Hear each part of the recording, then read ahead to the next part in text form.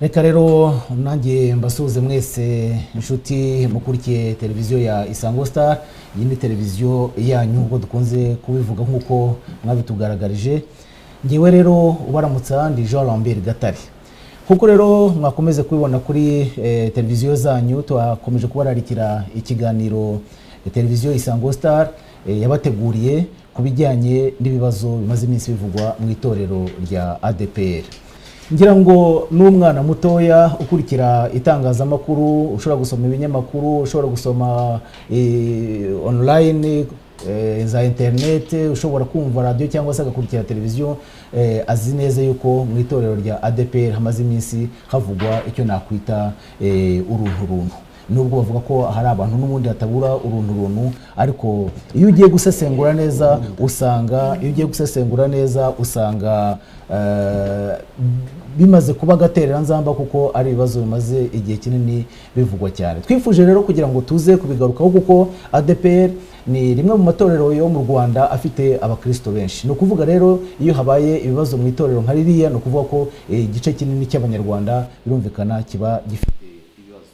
Niyo mpamvu rero twavuze tuti nka Isango TV dutegura ikiganiro, tuganire, tumenye uko ibyo bibazo biteye, mbona imvano yabyo, yemwe ndetse n'ibiza no kudushobokera abatumirwa turi kumwe aha ngaha baza kutubwira uko babona ibyo bibazo byakemuka. Nagira ngo rero ntatinze mbabwire abatumirwa bacu, baravuga ngo muri gender abantu bakwiye kubanziriza ku bategarugori, ari mpamvu mpereye kuri Madame Beatrice Murekatete. Madame, tubahe ikaze muri studio zacu. Murakoze cyane. Madame Beatrice Murekatete ni umukristo hariya ADPR Ruyenzi. Nkaba mushima cyane kuba yafashe umwanya we akitabira iki kiganiro. Nkaba nshaka kubereka kandi Dr Jean de Dieu Basabose.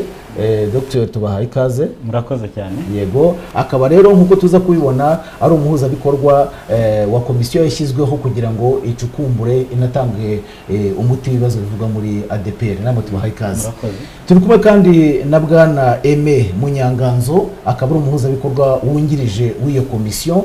Iyo komisiyo tugiye kureba rwose ngo tumenye ngo ubundi iyo komisiyo yaje ite, amavu n'amavuko nayahe, noneho baze no kutubwira uko ibyo bibazo bimeze. Hatinze rero nagira ngo yenda dutangirane na Dr Jean de Dieu Basabose, akaba ari umuhuzabikorwa w'iyi komisiyo yiswe Nzahura Torero. Dr, nagira ngo mutangire mutubwira iyi komisiyo amavu n'amavuko nayahe. Murakoze Jean Lambert. Turabanza gushimira Isango Star TV kurwera umwanya mwiza mwatugeneye ngo tuganire n'abadukurikiye n'abakurikiye radio ndetse n'abanyarwanda bose, ariko by'umwihariko cyane cyane abakristo bo mu itorero rya ADPR, ngo tuganire tubafashe kumenya iby'iyi komisiyo yacu twashyizeho. Nk'uko mwabivuze mutangira mutero iki kiganiro, ibibazo byo muri ADPR byakomeje kuvugwa, tubona ari ibibazo bigenda biba, twagize ngo ni uruhuri rw'ibibazo byinshi by'uburyo butandukanye. Ibyo bibazo bikababaza cyane abakristo, ariko akenshi na kenshi tukagaruka ku gutunga urutoki ko ibibazo biri mu buyobozi, ari ibibazo by'umwihariko byubakiye ku miyoborere tubona twe itagendanye n'igihe, cyangwa se icyo twita ko ari system y'imiyoborere ishaje itagikunda muri iki gihe, kuko umukristo wo muri ADPR ni umunyarwanda rero iki gihe hari urwego agezeho rw'imitekerereze ku buryo uko yayoborwaga mu myaka ya kera, uyu munsi bikeneye guhinduka uko ayoborwa. Rero ibibazo bigenda biba byinshi, wenda turaza kugenda tugera bimwe tuza kugaruka muri iki kiganiro, bikatubabaza tukareba tukibaza ngo twakora iki, bimwe tukabona ari n'ibikorwa bigayitse bitaduhesha kumva ko twiyubashye, bitatugaragaza nk'abantu b'Imana. Hanyuma abo byagiye bibabaza benshi baza kugira umugambi, turavuga tutireka dushyireho uburyo bwadufasha kwiga tugasesengura ibibazo tukabijya mu mizi. Nibwo twahuye ku itariki ya 14 z'ukwezi kwa mbere, abakristo baturutse mu bice bitandukanye dushyiraho komisiyo twise komisiyo yigenga Nzahura Torero.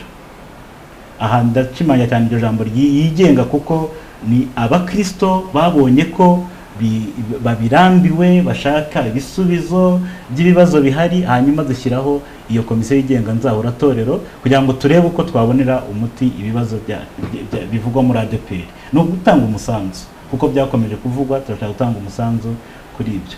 Rero mu kwiyemeza gushyiraho iyo komisiyo twayihaye n'inshingano cyangwa yahawe inshingano yishyize yagiyeho urwego nk'urwo. Nahoze nsetsa bagenzi banjye ko ari ntago nzi wenda muturusha amateka nk'abanyamakuru muracukumbura, ariko sinzi ahandi muri iki gihugu ishyirahamwe runaka ryabonye ko rirambiwe n'ibibazo biri kurivugwamo, abanyamuryango bakiyemeza gushyiraho komisiyo yigenga itashyizweho n'ubuyobozi bw'ishyirahamwe, ahubwo abakristo bakaba batereka dushyiraho komisiyo yigenga turebe ko twakemura ibi bibazo. Sinzi wenda tuzacukumbura turebe ahandi byakorwa, ariko ntekereza ko ibyo binagenda binagaragaza urwego rw'imitekerereze umunyarwanda w'uyu munsi agezeho. Iyo komisiyo rero yahawe inshingano zo gukurikirana ibibazo biri mu muryango, ndetse hari abanyamuryango benshi ba ADEPR bagiye batanga ubusabe mu nzego zitandukanye basaba ko zakurikirana ibibazo byo muri ADEPR. Turashaka rero gukurikirana no kwibutsa ngo ubusabe bw'abanyamuryango bugeze. Tugashaka kandi gukomeza gukora ubuvugizi bugamije gushakira hamwe umuti urambye ibibazo biri muri ADEPR, ndetse tugashaka no kuzafata umwanya uhagije tugasesengura, tukajya mu mizi tukareba uko ibibazo byifashe, ndetse tukajya n'inama z'uburyo byabonerwa ibisubizo. Ariko kubera ko bamwe muri twe babona nyine yuko byabaye bibi cyane, hari ibibazo by'imitungo, hari ibibazo byo kwiha amatitre akomeye, ngira ngo wenda ntabaciye mu ijambo, wenda icyo turaza kukigeraho nacyo tumaze tugiye gucukumbura ngo turebe koko mu by'ukuri umuzi w'ibibazo ni uwuhe muri ADEPR. Ahubwo ugifite ijambo wari urimo dusobanurira nyine amavu n'amavuko y'iyi komisiyo, bituma mpita ntekereza nanone ku nyandiko yashyizwe ahagaragara n'abavuga ko ari abayobozi ba ADEPR ku itariki 14 z'uku kwezi, bavuga yuko iyi komisiyo itazwi, itemewe. Icyo cyo mukivugaho iki? Kuvuga ko itazwi byo no kwigiza nkana. Okay, twe duhuriye muri iyi komisiyo nzahuratorero, twagize ikibazo ko dufite ubuyobozi bufite ikibazo cy'indangagaciro za Gikristo, kuko harimo n'ibintu byo kubeshya, nko kuvuga ngo ntizwi byo kandi birirwa hirya no hino bayamagana. Byo ntago twavuga ngo ntizwi. Ikindi bakunze kuyigaragaza ngo nk'agatsiko k'abantu bigometse, kandi ngo bagenda basesera banagerageza gushishikariza abandi bakristo kwigomeka ku buyobozi. Niko bo bavuga. Nagira ngo rwose koko namwe mufate umwanya mudusobanurire iyi komisiyo yanyu, abakristo ba ADEPR barayemera, barayizi, nibo bayishyizeho. Tumaze kwakira inzandiko amagana n'amagana z'abashyigikiye iyi komisiyo, z'abayemera, z'abishimiye kwijyaho. Urebye ku rubuga duhuriraho rwa WhatsApp twashyizeho, dufite abarenga 100 bwabyo birirwa baganira kuri ibi bibazo. Yemwe nabo bayobozi bamwe harimo bagaragaje ko bakurikira ibiberamo, ibivugirwamo umunsi ku wundi, ku buryo rero ntago turi agatsiko, kuko bakunze kudusabye ko ari agatsiko k'abantu 5 bari i Kigali. Ariko twabonye n'uwaje muri ikiganiro aturutse mu ntara, ngira ngo nayo mpamvu twamutekereje nuko nanjye nari mfite amakuru yuko mwaba muri abantu bakeya bashaka kurwanya ubuyobozi, ariko madame uri hakurya ya Nyabarongo ngira ngo hari birashimangira yuko hirya no hino hari abo musangiye ibitekerezo benshi. Yenda nari ngomeza nyivuga ngo twanababajwe, uretse ko n'itangazo ubwaryo ryanditse ntabwo tuzi niba ari nabo baryanditse, kuko nta kirango cy'itorero kiriho, nta zina tubona rinde wabyanditse. Ni ibintu twafashe, ariko byaranatubabaje kwitwa agatsiko, kwitwa abantu basesera. Twe turi mu itorero, turashaka ko rizahuka, turashaka ko ibintu byaguye, ibintu byabaye bibi byongera kugaruka mu murongo, tukubaka iri torero, tukubakira hamwe. Turashaka gutanga umusanzu, ntabwo dusesera twebwe. Turi abakristo biyubashye kandi bashaka gutanga umusanzu. Uretse ko twitandukanije n'ibikorwa bibi n'ibikorwa bidahwitse byakunze kuvugwa muri ADEPR. Nta mpungenge mufite yuko ubuyobozi uri ubu ngubu bushobora gufata icyemezo buti twaciye mu itorero? ibyo bagerageje no kubikora. Reka mbwire impamvu uvuga ngo bagerageje kubikora, ni uko ubundi itorero, imyizerere cyangwa n'imikorere y'itorero rya ADEPR, utenga ninde utenga watengwa umuntu wakoze ibyaha. Tubabaza rero ni ibihe byaha twakoze. Hanyuma kandi utenga n'abakristo, ubundi uko kera ibintu byakorwaga, uretse ko ubu nabonye byarahindutse. Utenga ngira ngo biva ku ijambo ry'igiswahili gutenga no kwigizayo. Ninde wigizayo rero? Ni abakristo bamaze kubona imyitwarire ya mugenzi wabo mu nama yabo, ko tuzi ADEPR ikora mu nama yabo, bemeza ko uyu mukristo abashyizwe ku ruhande kugira ngo yisubireho. Ariko ibigihari ni iki? Nuko noneho ubuyobozi burakora ibishoboka kugira ngo bwigizeyo aba bantu bavuga ko bitandukanije n'ibi bikorerwa muri ADEPR. Abakristo bavuga bati ni mumanike ibiganza bemera, tuvuge nkanjye abo Noyindera, hari abakristo 200 bari mu nama, bazana iyi case, iki kibazo. None bavuze bati ni mumanike, abakristo bashatse no kubaza, baravuga bati ntawubaza.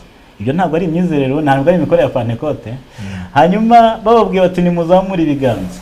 Mu bantu barenga 200, abatageze kuri 15 nibo bamanitse ibiganza. Hanyuma umuyobozi, kuko ari ibyo nawe yoherejwe gukora, ati ubwo turabyemeje.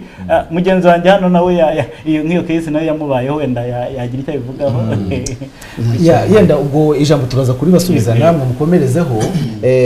Watubwiraga nyine amavu n'amavuko y'iyi komisiyo. Bwana Munyanganzo, komisiyo rero igiyeho, muravuga ko yashyizweho n'abakristo bagenzi banyu, igiyeho, iracukumbuye. Tunyuremo muri make ibibazo twumva muri ADEPR biteye bite? Urakoze cyane Jean Lambert. Muri make nk'uko mugenzi wanjye bivuze, ibibazo bya ADEPR ni uruhuri, hari n'ibitazasobanuka neza kugira ngo hazirindwe yenda ikintu cyitwa amazimwe. Igihe nikigera haziyambazwa abahanga bakora mu rwego rwa za consultancy kugira ngo umuntu abyumve neza uko byagenze. Ariko ndashimiye mugenzi wanjye cyane. Muri make komisiyo ije gukora iki? Ije kubwira abanyarwanda basengera muri ADEPR ngo ADEPR ni iyanyu. Mumaze igihe murira, mubabaye, muvuga ibintu bitandukanye, munabwirwa ko ibyo bintu ntacyo umuntu yabikoraho. Nzahura teroro ije kubabwira ngo ni ikinyoma. Ni ikinyoma. ADEPR ni iyanyu, ni y'abanyarwanda, ni y'umukristo uyisengeramo, amafuta yiberamo. Niba yitegereza agataha, ntazitakane undi muntu. Uti rero urashaka kuvuga iki? Abantu bitegereje ibintu imyaka 4 bibi. Ejo bundi ku Gasongero ku Ndunduro tubona ikintu kitigeze kiba mu isi, aho idini rikomeye nk'iri ngiri rifite abantu 2 miliyoni rikora ikinyoma ku manywa y'ihangura igatanga inka z'umuyaga. Ni ukuvuga ngo iki? Ni ukuvuga ngo icyo turashaka kubabwira ngo abakristo ubwabo, niba ADEPR ari iyabo, ntibongere gukomeza kuvuga ngo leta ntacyo twabikora kuko iri inyuma y'ibi bintu. Byo kuri jewe Jean Lambert Gatare, numva ya mahirwe yo kutwakira, naje nzanywe n'iri jambo ko leta ni umufasha ufasha abantu bose kwifasha. Leta ni y'abanyarwanda bose, ariko leta uko association, uko amatsinda y'abantu ukora bahuriye ku bitekerezo bitandukanye, kwaba gusenga, yaba imyemerere, yaba business, bantu nibo bahura bakagenga uko bakora, bagashyiraho amahame bagenga.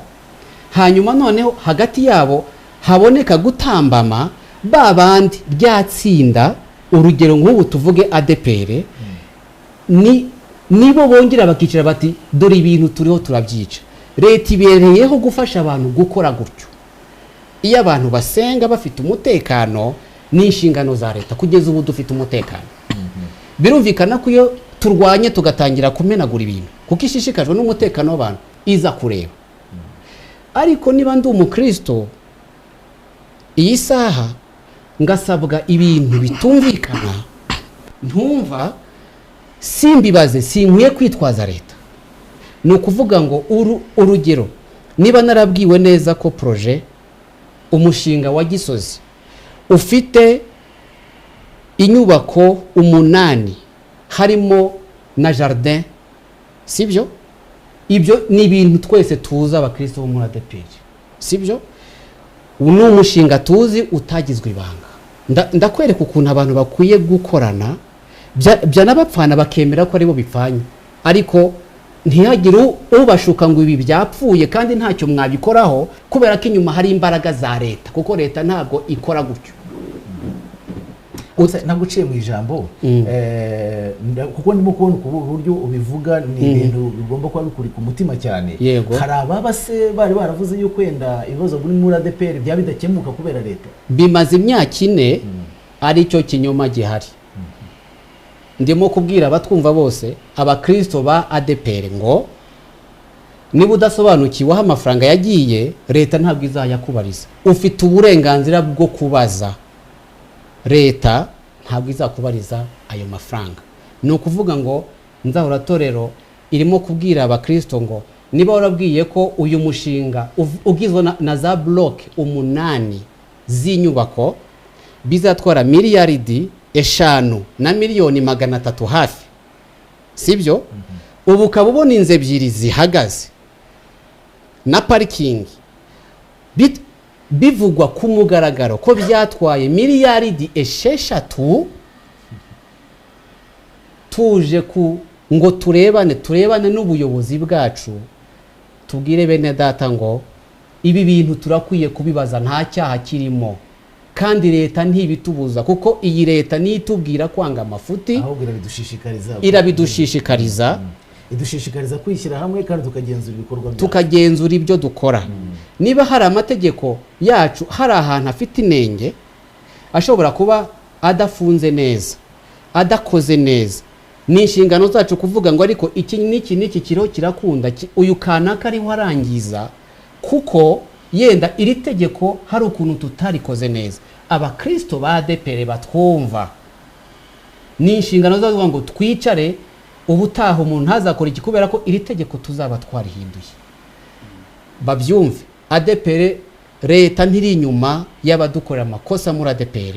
Ariko ngira ngo n'ababa babivuga kuko nta nubwo ari muri ADEPR gusa, hari no mu yandi madini n'amatorero twagiye tubonamo ibibazo nk'ibyo ngibyo. Ukaba wabonamo umuntu yenda usanga mu mwanya ukomeye muri leta akaza we ku giti cye, akaba yanakwangiza, akaba yatera ubwoba, yenda bikaba abandi bayoboke babibona bakagira bati yenda uriya muntu bakamubonamo leta kumubonamo individu. Ngira ngo yenda byaba ari byo ni imitekerereze ishaje. Ikindi inshuti yanjye Jean Lambert Gatare, abanyarwanda bagize amateka maremare, bisa naho ubwoba bagize mu mateka butarabashiramo. Iyo uje wababonye wabasobanukiye ko bafite ubwo bwoba, ugafata ikintu cy'ikinyoma ukagitera aho ngaho ari byo ushaka kwikorera ku giti cyawe, bisa naho bigikunda kubikora. Iminsi tumazemo muri ADEPR yatweretse ikintu nk'icyo, icyo kintu ntawe uzi ahantu cyavuye, ni ikintu cy'umuyaga. Ubu n'ikimenyimenye ni uko ubu ngubu turiho turavuga kandi n'iyo leta irimo kutwumva, iraha irimo kutwumva. Ntihagire umuntu yongera kubeshya abantu ngo bakubwire leta kandi nawe uzi ahantu iba wayisanga ukayibwira ikintu kikuri ku mutima. Ngira ngo arashaka kunganira. Ndashaka kunganira cyane ngaruka kuri icyo kintu emavuze. Dusohora iyi declaration y'abakristo bafite bahangayikishijwe n'ibibazo biri mu itorero ryabo. Abantu hirya no hino baraduhamagaye bafite ubwoba, bibaza ngo ibiri butubeho.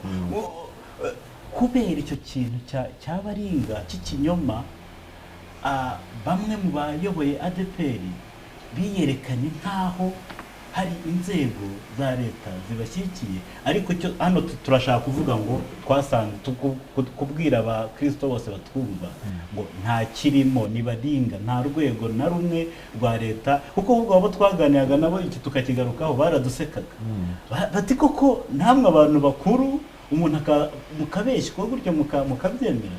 Natwe turigaya, ariko twashaka nyine gufata uyu mwanya ngo tubabwire abakristo ngo bahumure, nta leta yacu nta gushyigikira amakosa, nta munyamakosa yakorana nawe, ntawe yashyigikira nuko. Aha yarakomeza yarakitubwira bwana Aime, ibibazo mwasanze muri ADPR nka buri ukomeje ku kintu cy'umushinga wa Gisozi, mukanya ukomeje ku kibazo cya Girinka yego, ku buryo ngiye nabikurikiye nsanga ni ibintu mu by'ukuri biteye ubwoba biramutse byarabaye koko. Yego, niba mumbabare gukoresha iryo jambo, niba namwe mutabikabiriza, kuko ndagira ngo rwose mumbwire duhere nko kuri kiriya kibazo cya Girinka cyagenze gite. Uko cyagenze murabizi, ikintu cyatubabaje kikanadukora ku mutima kikanadukomeretsa nuko ari gahunda twubaha. Gahunda yashyizweho na Perezida wa Repubulika, ya Perezida ya Repubulika, ahubwo mu bintu bihesheje amanota kino gihugu, bihesheje agaciro kino gihugu cy'u Rwanda, ni Girinka n'imihigo yayo n'abantu yateje imbere. Si ikintu umuntu yagakinishije mu by'ukuri, kandi ntawe ubihatiwe. Wumva udafite uburyo, uri institution utari ready, wakwirinda ikinyoma ugakora ibindi ushoboye. Murazi ko ADPR yubaka amashuri, ADPR ifite ibitaro, ADPR ifite ibintu byinshi, ADPR iri muri alphabetisation. Ntiturasobanukirwa ikintu yihutiraga cyatumye ikora ririya kosa, ngo ikore ibintu ititeguye mu by'ukuri. Biriya rero ni ukuri abantu barabasanze i Musanze, ntabwo ari ikinyoma. Basanga ababyeyi bakennye, baravuga bati tugiye kubaha inka, banatwara televiziyo, barafotora nk'uko bisanzwe, babaha za envelope zirimo amafaranga, ngo uwatwaye menshi yatwaye ibihumbi 120, harimo n'ibihumbi 10 byo kugira ngo bazaceceke batazabivuga.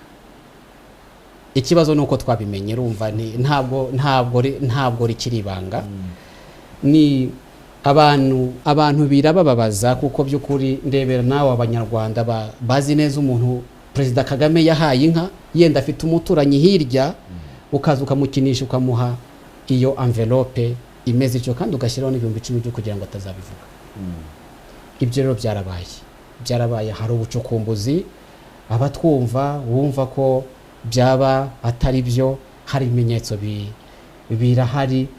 Ndibaza ko n'abayobozi ba ADPR ubwabo icyo ngicyo ntago bagihakanye, baracyemeye. Iki kibazo kimaze kujya hagaragara, ni komisiyo imaze kujyaho, twabonye n'ubundi butumwa buturuka ahandi mu tundi duce hatari Musanze gusa, hatari Musanze, batubwira bati buretse kwenda Musanze ari uko bagaragaje ko ari gahunda ya Girinka, ariko hari n'ubutumwa nabonye buva za Bugesera butubwira buti ahubwo natwe icyo kintu cy'inka cyaravuzwe, ubu turacyazitegereje, kandi ibirori byarangiye kuba, ku buryo harimo n'ikibazo cyo konona umuco wacu mwiza w'Abanyarwanda. Kuko iyo uvuze inka ku munyarwanda, noneho ukajya gukodesha inka, ubundi nta muntu ubeshya indi nka akayifotorezaho, twaguye hasi cyane, niyo mpamvu dushaka nyine kuzahuka. Hari nk'ikindi mwari muvuze cy'umushinga wa Gisozi, nanjye nari nabisomye, ariko utari wakidusobanurira neza uko giteye. Ubundi na mbere yo gukora dokima nk'iyi ngiyi, ntabwo muri ADPR mugira urwego, nari ngiye kuvuga yenda rwafata iya mbere rukaba rwanarega rukagera kuri leta, rukagera mu butabera, kuko niba koko ibyo muvuga bigaragara irinyerezwa, sinzi ko n'inzego z'umutekano zaryihanganira. Icyo nicyo kibazo abantu benshi bibaza, ariko burya ibijya gupfa bipfira mu mategeko. Nicyo nanjye nagiye kubaza, kuko nzi ko nge nagerageje ndimo gutegura iki kiganiro, nagerageje gusoma imiterere ya ADPR, mbona hari inzego nka zingahe ubundi mu by'ukuri zakabaye zitatuba cyangwa se zikemura ikibazo nka kiriya ntikirinde kinamenyekana yende no hanze.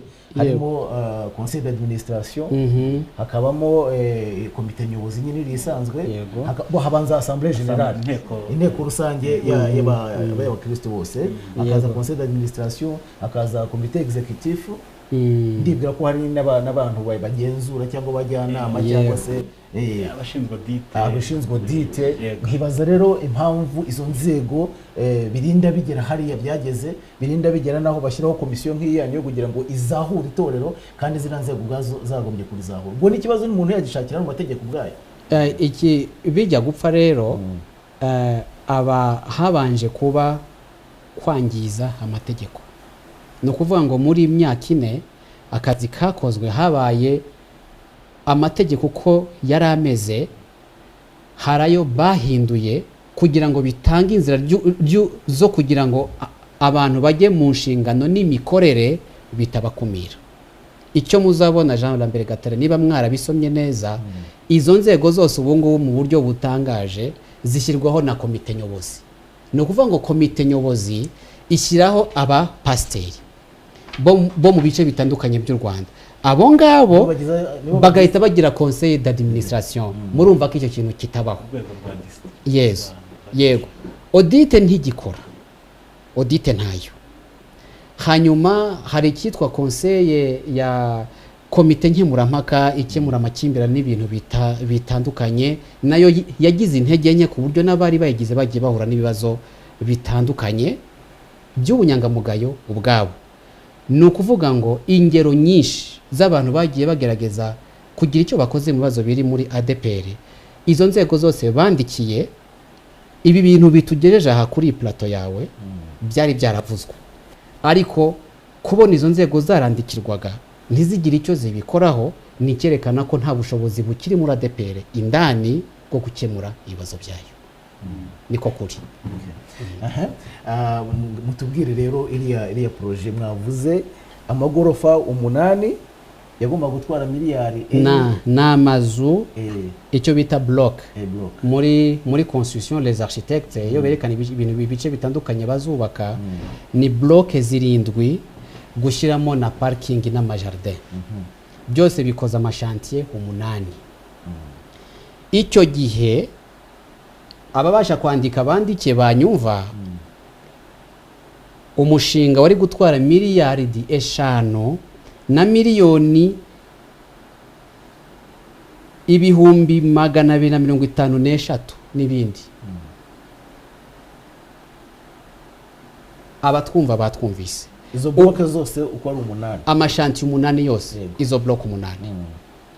Hanyuma noneho ubu dufite block 2 na parking, nabyo bitubatswe n'iyi timu ihari, kuko ekipe basimbuye yagiye by'ukuri maze gukora nka 90%. Icyo bakoze finissage. Iyi saha muri inauguration cyo amaradiyo yari ahari, ntabwo ari ikinyoma, bavuze ko iriya Hotel Dove na gace gato gusa muri izi block 8 yubakishijwe miliyari 6. Ibingibi ngira ngo n'umwana na ya budget mu by'ukuri yararenze, na ya budget yararenze kuri block 2 nazo by'ukuri batubatse. Ikibazo ni ukuvuga ngo noneho uyu mukristo wo muri ADPR uburenganzira yibuza bwo kubaza ibi bintu bushingiye kuki? Niba dufite iki kibazo, abantu baratanze baravunitse rimwe no ku gahato, umukristo wo muri ADPR nzahura torero ije kumubwira ngo ntabwo ari icyaha kuvuga ngo banze umbwira ya mbere aho yagiye, kuko n'ubundi byumvikana ko bagitanga amafaranga. Kubwira pasiteri ngo ndabyumva ndashaka gukorera Imana, yarampamagaye ndi umukristo, ariko iyi mibare uri kumpa iri mu rujijo, ndabona urujijo nyakubahwa pasiteri, imibare kumpa ntabwo ihura, naguhaye igice ubushize ariko mbwira impamvu naguha icya kabiri, mbona ibintu asobanukiwe biri mu gice cya mbere. Murakoze. Murakoze cyane. Ahangaha tumaze kubona yuko mu by'ukuri no mu mategeko amategeko uko yanditse ntabwo ari bibi, ahubwo uburyo abantu bashyirwa mu myanya nibyo nge mbonamo ikibazo gikomeye, kuko niba muvuga yuko komite executive ari appointinga abapasiteri bazaza muri assemblée générale niba ariko bimeze, ntabwo nshaka kuvuga yuko komite executive buri gihe biri mu makosa, ariko iramutse iyo arimo byagorana kugira ngo abo bantu bayigenzura ni nayo ishyiraho ka kanama nkemurampaka. Executive nishyiraho ka kanama nkemurampaka. muri make urebye ko inzego zubatse wakwihangana ngira ngo madamu twamuriganye ijambo, hanyuma nabwo igitekerezo cyawe kiguma mu kanya uraza kugikomerezaho. Madame, komite executive iriho uyu munsi iravuga yuko iyi komisiyo ari agatsiko k'abantu 5 nabo b'i Kigali gusa, kandi wowe nzi ko utari uw'i Kigali, hirya aho ngaho iwanyu wambutse Nyabarongo ho bimeze bite, mubona muti ibibazo? Murakoze Jean Lambert Gatare. Ndagira ngo rwose mari nk'urugenge abakristo ba ADEPR badukurikiye muri uyu mwanya kuri televiziyo Isango Star.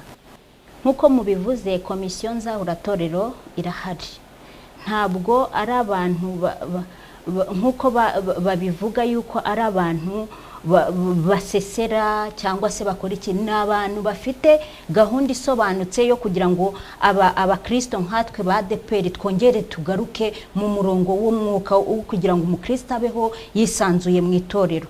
Ni ukuvuga ngo ntabwo ari bo bonyine b'i Kigali gusa, kubera yuko ni mu Rwanda hose. Ngewe nturuka muri Kamonyi, ariko mu by'ukuri abakristo benshi abo tuvugana, nziranye n'abakristo b'Icyangugu, nziranye n'ab'Igisenyi, nziranye n'abahehe, bose nta mukristo utumva iyi komisiyo icyo igambiriye yuko kitariho. Ni ukuvuga ngo ibibazo byose biri hano byose barabizi yuko ibibazo biriho. Dushobora kuguha nk'urugero, kubera yuko nk'ibi ngibi bamaze kuvuga bya Gisozi, abakristo mu by'ukuri dutangira gutanga Gisozi badusobanuriraga yuko umushinga usigaje miliyoni 500 kugira ngo finissage, kugira ngo barangize. Icyo gihe abakristo rwose twaratanze neza twishimye, hadaciye kabiri